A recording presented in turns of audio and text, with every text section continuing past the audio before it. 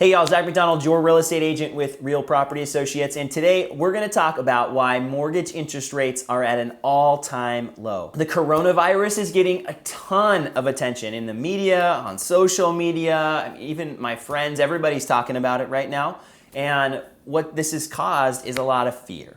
And anytime there's some uncertainty, any kind of a sickness, disease, it could be any number of things. When there's fear, there's also opportunities. And so if you've been following the stock market or even the mortgage interest rates, the markets have been going crazy. The stock market's been plummeting with a few minor corrections in the positive direction. And we've seen toilet paper running out at Costco, soap running out at the store. Everybody is freaking out. But when people are freaking out, that's also a place for you to have an opportunity. And in this video, I want to talk more about the mortgage rates because I am in the real estate industry, and so just watching what's been happening to the mortgage interest rates is super fascinating. People are selling off stocks, they're getting over into the bond market, and what we're seeing is the mortgage rates are dropping. And right now, as of March 5th, 2020, Freddie Mac published their primary mortgage market survey that they put out every single week, and according to their survey, mortgage rates hit an all-time low at 3.29% for a fixed rate 30-year mortgage, and they're even lower for a 15-year fixed. So as a potential buyer, maybe you're thinking about buying your first house, or maybe you're thinking about selling and buying something else. This is kind of the golden opportunity where you can capitalize on these low rates, and they won't stay low forever. We don't really know how long they'll stay like this. Even in 2018, they got up to 5%. So we're talking about almost a 2% drop off from then.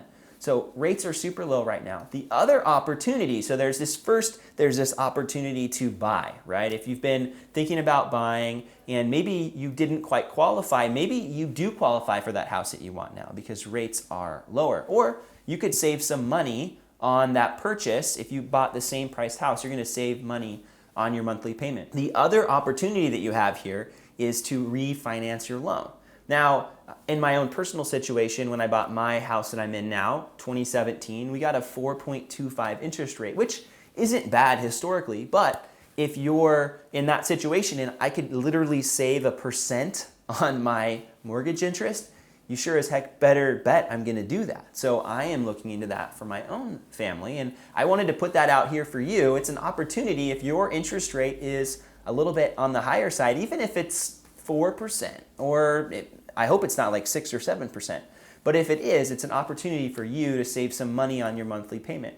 Now, it does typically, when you refinance, cost some money, and so you want to weigh those costs. It might take a year or 2 years to recoup those costs. So if you're somebody who's planning to live in your house or continue renting it out for a while, it might make sense to do that refinance. And conversely, if you're planning to move in the near future, it probably wouldn't make sense to refinance, but that would be your opportunity to maybe make that sell and that buy. So I wanted to make sure that you knew what's going on, and maybe in a couple weeks they'll be even lower. I don't know. But I wanted to make sure that you were aware that mortgage rates are at an all-time low, and if you are thinking maybe you want to jump into buying your first place, or you want to talk about maybe getting refinanced and you don't even know how to go about doing that, I'd love to connect you with one of my favorite loan officers to have that conversation. So please don't hesitate to reach out.